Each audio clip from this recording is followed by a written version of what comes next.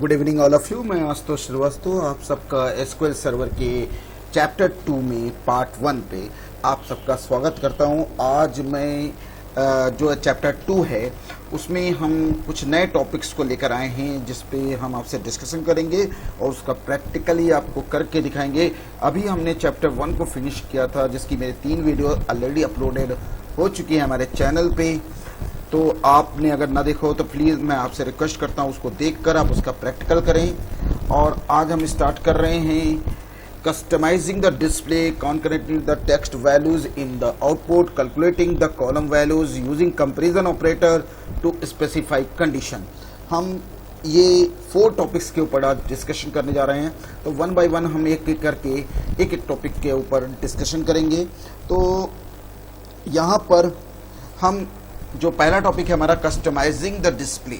Customising the display का मतलब ये है कि हमारी जो टेबल है, टेबल के में जो कॉलम्स बने होते हैं उनको आप चेंज करना चाहते हैं, लेकिन ये चेंज होंगे, ये परमानेंट चेंज नहीं होंगे, ये फ्यू टाइम्स के लिए चेंज होंगे। परमानेंट तो आपका वही कॉलम रहेगा जो पहले कॉलम रहेगा, मतलब कॉलम की आप हेडिंग को चेंज कर सकते हो लेकिन परमानेंट चेंज नहीं कर सकते। मतलब जैसा आप चाहते हो उस तरीके से कॉलम की हेडिंग आप बना सकते हो, लेकिन परमानेंट नहीं। मैं आपको फिर रिपीट कर रहा हूं, ये परमानेंट चेंज नहीं होगा।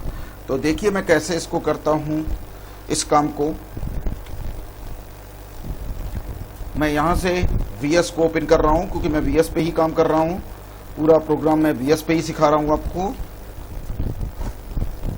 तो मान लीजिए ये मेरे कॉलम्स बने हुए हैं और इस कॉलम का में देखिए नेम है और नंबर है। मैं नेम और नंबर जो लिखा हुआ है इसकी जगह मैं डिपार्टमेंट नेम और डिपार्टमेंट नंबर करके डिस्प्ले चाहता हूँ। मेरी बात आपको समझ में आ रही मैं क्या कह रहा हूँ? मैं कह ये रहा हूँ कि ये जो मेरी टेबल है डिपार्टमेंट नाम की, इसके अंदर हमारे कुछ कॉलम्स है जिसमें से मैं ये जो नेम और नंबर है इसका कॉलम का नाम हम यूजर डिफाइंड बनाना चाहते हैं। तो उसके लिए ये मैं फिर कह रहा हूँ ये चेंज परमानेंट नहीं होगा, ये फ्यू टाइम्स के लिए चेंज है। तो ये काम कैसे होगा तो देखते हैं इस काम को कैसे किया जाएगा। तो इस काम को हम लोग यूजर डिफाइंड हम कहते हैं, इसको बोलते हैं यूजर डिफाइंड हेडिंग्स बनाना। तो इसको करने के लिए 3 तरीके होते हैं। तो पहला तरीका मैं आपको बताने जा रहा हूं, सेलेक्ट। आप जो यूजर डिफाइंड हेडिंग बनाना चाहते हैं वो आप लिखेंगे डिपार्टमेंट नेम, ये आप सिंगल कोट में दे देंगे, ये आपकी यूजर डिफाइंड हेडिंग बन जाएगी। इक्वल टू किसके ऊपर आपने ये फायर किया, नेम वाले कॉलम पे, कॉमा, फिर आपने दिया डिपार्टमेंट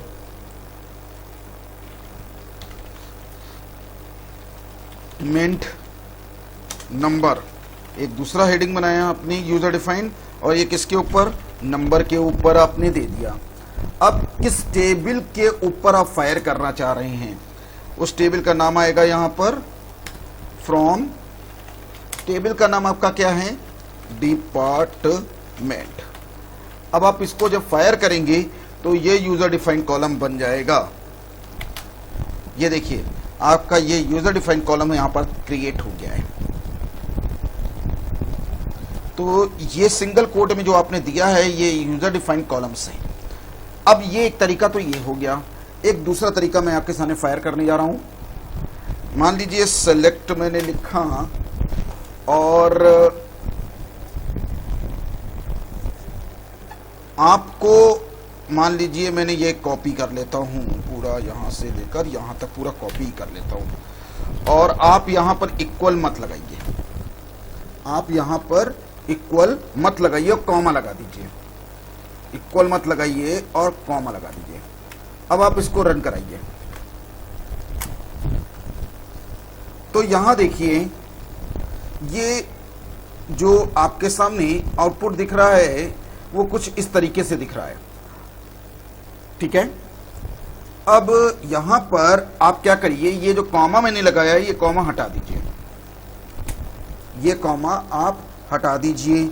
और एक काम और करिए, इसके पहले आप इस जगह पर नेम वाला जो आपने ये लिखा है ये नेम को यहां से कट करिए और इस नेम को यहां पर लिख दीजिए और कॉमा मत लगाइए इस जगह पर। और ये जो नंबर आपने लिखा है इस जगह पर, ये नंबर को यहां से हटाइए और यहाँ पर इस जगह पर आप कॉमा लगाकर यहां लिख दीजिए नंबर। अब आप इसे रन कराइए। ये देखिए, ये आपका सेकंड तरीका हुआ कि आप इस तरीके से भी यूजर डिफाइंड कॉलम बनाकर डेटा फिच कर सकते हैं। अब आता है तीसरा तरीका। तीसरा तरीका देखिए क्या है, सेलेक्ट नेम एज कीवर्ड, माने एलियास बना दीजिए। इस नेम का alias, department name, department name comma, अब नेम का भी एलियास बनाइए। एस कीवर्ड से एलियास क्रिएट हो जाएगा। डिपार्टमेंट नंबर, सॉरी ये नंबर था, मैं डबल लिख दे रहा हूं, यहां नंबर है। और फ्रॉम डिपार्टमेंट, और यहां पर एक मिसिंग है, यहां पे सिंगल कोट नहीं लगाया मैंने। अब ये देखिए, ये आपके पास तीन तरीके क्रिएट हो चुके हैं और इन तीनों तरीके से आप यूजर डिफाइंड कॉलम क्रिएट कर सकते हैं, जो कि मैंने आपको तीनों तरीके से यहां पर क्रिएट करना बताया। तो फिर से मैं एक बार रिवाइज करता हूं। जब आपको यूजर डिफाइंड कॉलम बनाना होता है तो आप तीन तरीके का, तीन फॉर्मूलेज आप यूज कर सकते हैं। ये तीनों फॉर्मूले मैंने आपके सामने दिखाए हैं, जो मैं वन बाय वन आपको एक्सप्लेन करने जा रहा हूं। जब सेलेक्ट करो, सेलेक्ट एक कीवर्ड है जो कि कह रहा है सेलेक्ट करो। किसको सेलेक्ट करो? इस यूजर डिफाइंड कॉलम जो मैंने बनाया है, यूजर डिफाइंड कॉलम जो आप डिफाइन करते हैं वो सिंगल कोड में डिफाइन करते हैं। इक्वल टू किस कॉलम पे लगा रहे हो, मतलब किस कॉलम को चेंज कर रहे हो, कॉमा डिपार्टमेंट नंबर, फिर से मैंने एक यूजर डिफाइंड कॉलम बनाया, इक्वल टू किस कॉलम को चेंज कर रहे हो, फ्रॉम किस टेबल से। तो सेलेक्ट कीवर्ड कह रहा है भाई चेंज करके मेरा डेटा मुझे फिच करके दिखा दो, तो उसने दिखा दिया। सेकंड बार में क्या किया, टाइम्स, कि उसने इक्वल नहीं लगाया। जब आप इक्वल नहीं लगाते हो तो याद रखिएगा उस कॉलम को, जिस कॉलम को आपको चेंज करना है वो हमेशा लेफ्ट साइड में आ जाएगा। और उसके बाद आप यूजर डिफाइंड हेडिंग बना सकते हो। तीसरा तरीका है जिसमें आपको एस कीवर्ड यूज करना होता है। तो एस कीवर्ड क्या होता है? एस कीवर्ड एक ऐसा कीवर्ड होता है जो एलियास बनाता है। एलियास का मतलब होता है जैसे कि आप लोग का घर का एक नाम होता है, तो वो क्या है कि एक एलियास है जिसके जरिए वो जाना जाता है। तो आपने एस कीवर्ड का यहाँ यूज करके आपने वो क्रिएट कर दिया। तो जब भी एलियास के साथ भी करेंगे तो जो सिस्टम डिफाइन, आपने जो पहले से डिफाइन करा है कॉलम, वो हमेशा लेफ्ट साइड में होगा, बीच में एज आएगा, उसके राइट साइड में यूजर डिफाइंड कॉलम्स आएंगे। तो इस तरीके से हमने कस्टमाइजिंग द डिस्प्ले कॉन्सेप्ट को क्लियर किया। ठीक है, अगर मैं फिर आपसे बात बोल देता हूं, अगर आपको कोई प्रॉब्लम्स आती है तो मेरा हर वीडियोस में मेरा व्हाट्सएप नंबर है, आप प्लीज उसका यूज करिए और उसमें अपने डाउट्स को लिखिए, मैं उस डाउट्स को सॉल्व करूंगा। और अगर आप इंटरेस्टेड हैं एसक्यूएल को डीप से समझने के लिए, तो मेरी हर वीडियोस में जो एसक्यूएल की मेरी वीडियोस है उसमें मैंने रजिस्ट्रेशन फॉर्म, इसमें एक लिंक डाला हुआ है, उस लिंक को आप यूज करिए और अपनी जो अगर आप एसक्यूएल सीखना चाहते हैं या एक्सेल सीखना चाहते हैं, बहुत सारे कोर्सेज हमारे पास होते हैं, सीखना चाहते हैं, आप वहाँ चॉइस करिए और फॉर्म को फिलअप करिए। मैं जैसे ही उसका बैच स्टार्ट होगा मैं तुरंत आपको रिकॉल करके आपको इनवाइट करूंगा। अब हमारे पास मान लीजिए इस जगह आपने ये तो यूजर डिफाइंड हेडिंग बनाया। अब आप कह रहे हैं नहीं सर, मुझे यूजर डिफाइंड हेडिंग नहीं बनाना है, मुझे उसको रो वाइज, हेडिंग को रो वाइज लेना है, हेडिंग को रो वाइज लेना है। मेरा क्वेश्चन आपको क्लियर हो रहा है मैं क्या कह रहा हूं? अभी जो हेडिंग थी वो कॉलम वाइज थी, अब हेडिंग को मुझे रो वाइज लेना है। जब आप हेडिंग को रो वाइज लेते हैं, पहली चीज तो वो एक ब्लैंक कॉलम क्रिएट कर देता है जिसका नाम होता है नो कॉलम नेम। फिर से मैं आपको क्लियर कर रहा हूं मैं क्या कहना चाह रहा हूं। जैसे ही आप अपने कॉलम, अपने हेडिंग्स को रो वाइज लेते हैं, तो वो क्या करता है, एक कॉलम क्रिएट करता है जिस कॉलम का नाम होता है नो कॉलम नेम। तो कैसे, जरा देखिए ध्यान से, मैं दिखा रहा हूं आपको ये चीज कैसे होगी। मतलब अगर मैं एक और एग्जांपल देता हूं, जैसे ये टेबल का डेटा आपको शो हो रहा है, यहां पर मैं ये लिख दूं, अगर ट्रेनर नंबर इज, तो नंबर इज जो है आप एक रो बनाना चाहते हैं, तो वो कैसे बनेगा, उसको भी हम लोग यूजर डिफाइंड हेडिंग बोलते हैं, बट वो हेडिंग कॉलम वाइज नहीं होती, वो हेडिंग रो वाइज होती है। लेकिन यहां पर जो हेडिंग आपकी बन रही है वो कॉलम वाइज बन रही है। चलिए देखिए, select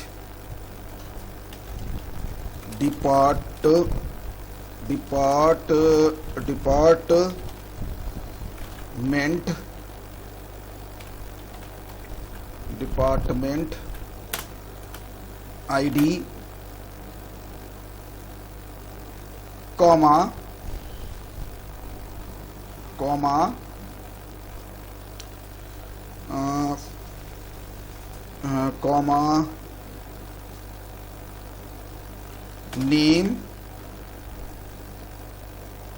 name comma number is, ये हमने एक रो वाइज हेडिंग बना ली। कॉमा किसके ऊपर लगाया, नंबर के, नंबर फ्रॉम टेबल का नाम डिपार्टमेंट। स्पेलिंग एक बार चेक कर लेते हैं हम। यहां पर डिपार्टमेंट की स्पेलिंग कुछ गलत मैंने लिखी है, सॉरी। अब मैं इसको सेलेक्ट करके आपके सामने, अब जरा ध्यान से देखिए, ये आपकी डिपार्टमेंट आईडी आ गई, ये आपका नेम आ गया, और ये देखिए रो वाइज आपके हेडिंग क्रिएट हो गई। तो इस तरीके से आप यूजर डिफाइंड कॉलम्स और यूजर डिफाइंड रो भी क्रिएट कर सकते हैं। माने हेडिंग को रो वाइज और कॉलम वाइज दोनों तरीके से आप ड्रॉ कर सकते हैं। तो ये चीज मैंने आपको एक्सप्लेन की कस्टमाइजिंग द डिस्प्ले कॉन्सेप्ट पे। अब मेरा जो सेकंड टॉपिक्स है जो मैं डिस्कस करने जा रहा हूं, उसका नाम है concatenate the text value in the output.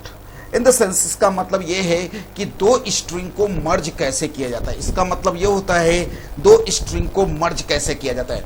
First, बहुत ही बेस्ट एग्जांपल देता हूं, जैसे मेरा नाम आशुतोष है और लास्ट नेम मेरा श्रीवास्तव है, तो मैं ये दोनों स्ट्रिंग होता है। पहले आपको क्लियर कर दूं कि स्ट्रिंग होता क्या है। सिंगल वर्ड को बोला, सिंगल कैरेक्टर को कैरेक्टर बोला जाता है, और नंबर ऑफ कैरेक्टर को बोला जाता है स्ट्रिंग। फिर से मैं क्लियर करता हूं आपको, एक कैरेक्टर को कैरेक्टर और नंबर ऑफ कैरेक्टर को बोला जाता है स्ट्रिंग। तो यहां पर दो स्ट्रिंग को आप क्या करना चाहते हैं, मर्ज करना चाहते हैं। तो वो काम कैसे करेंगे, चलिए देखते हैं।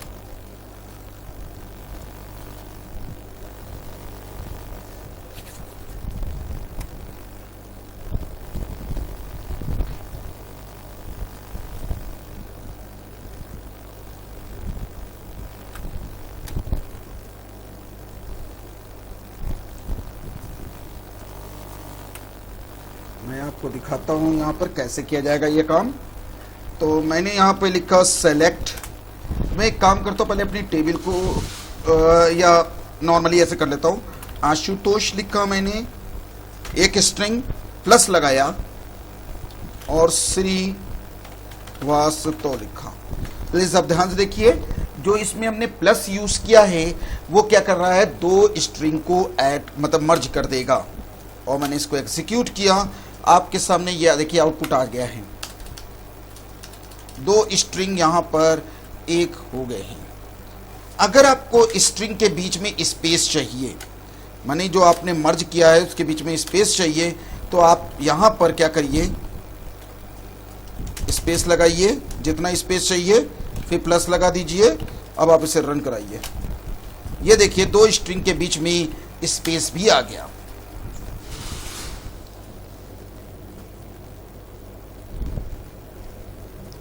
तो इस तरीके से आप कर सकते हैं। अब इसके अंदर आप क्या क्या यूज कर सकते हैं, प्लस कर सकते हैं, माइनस कर सकते हैं, डिवाइड कर सकते हैं, मल्टीप्लाई कर सकते हैं। ये सारे कॉन्सेप्ट आप अप्लाई कर सकते हैं।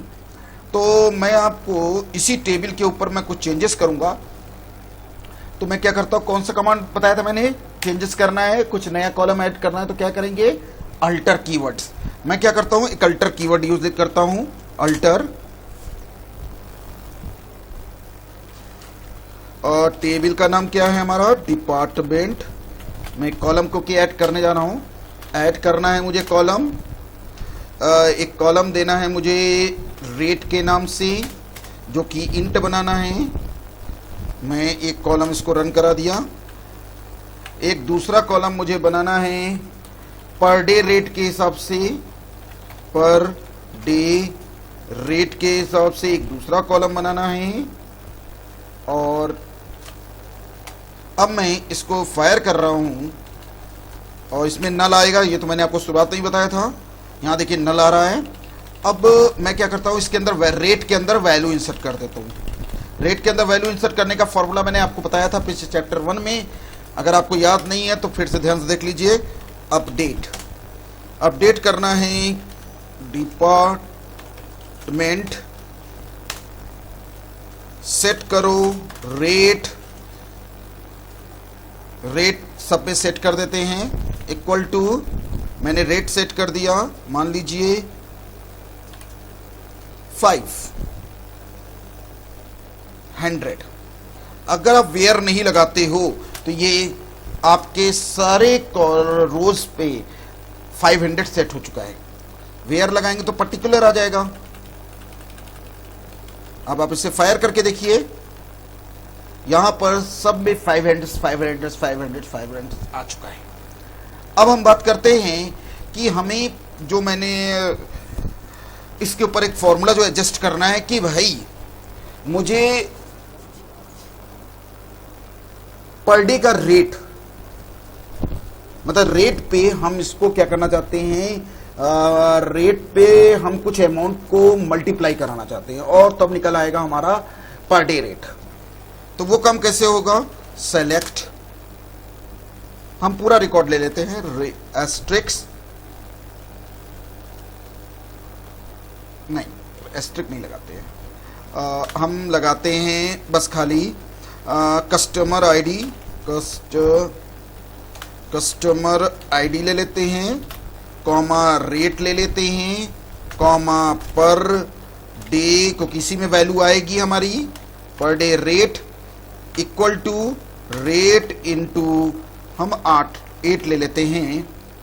फ्रॉम टेबल का नाम किस टेबल पे अप्लाई करना है, डिपार्टमेंट पे। स्पेलिंग हम देखते हुए चलिएगा, अक्सर मैं स्पेलिंग मिसिंग करता हूं। ये मैंने फायर किया, देखिए आपका रेट जो 500 था उस पे 8 का मल्टीप्लाई होने से 4000 रुपीज यहां पर क्रिएट हो रहा है। तो इस तरीके से आप कॉन्क्रीट फंक्शंस का फॉर्मूले का यूज कर सकते हैं।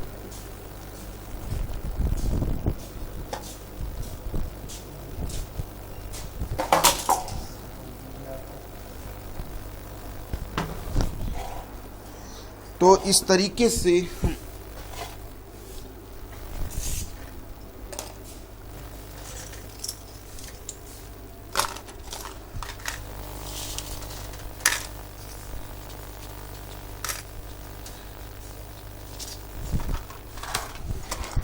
तो हमने यहाँ पर ये सब फॉर्मूले हमने यूज़ किए। और अब हम बात करेंगे, हमारा जो नेक्स्ट टॉपिक्स है हम उस पर डिस्कस करने जा रहे हैं। तो ये चीज़ यहाँ पर मैंने आपको क्लियर कर दी। तो अब हम बढ़ते हैं आगे की तरफ। अब हमारा है calculating column values. Column values को हमें लेना है,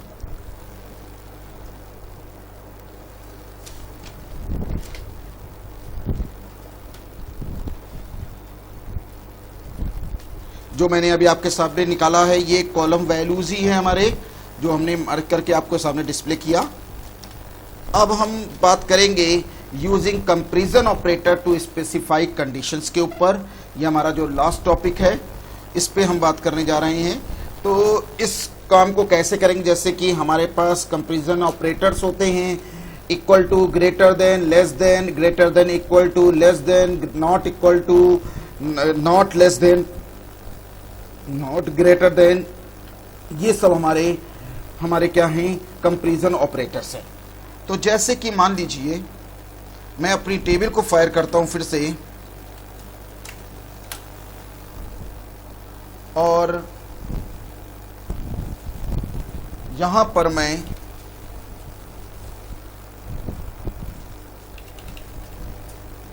इस पे मैं यूज करने जा रहा हूं। ध्यान से देखिएगा आप लोग, प्लीज इसका प्रैक्टिकल जरूर करिए, तब आपको क्लियर होगा। सेलेक्ट,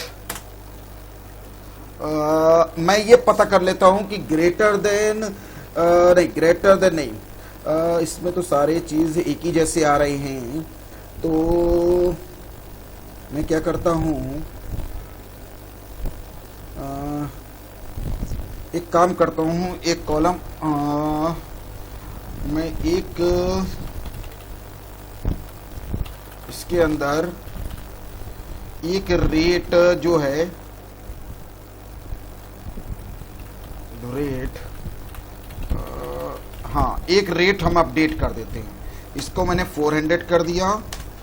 वेयर डिपार्ट नहीं, नेम इक्वल टू ट्रेनर, जहां पर ट्रेनर है वहां 400 कर दिया मैंने, वहां मैंने 400 कर दिया। अब देख लीजिए आप, यहां पर हमारा 400 आ गया है। अब यहां पर मैं चलता हूं, इस जगह पर सेलेक्ट एस्ट्रिक फ्रॉम, टेबल का नाम है डिपार्टमेंट।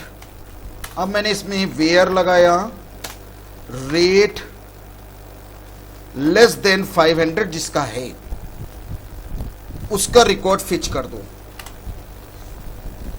ये देखिए स्पेलिंग मिसिंग हो रही है, डिपार्टमेंट।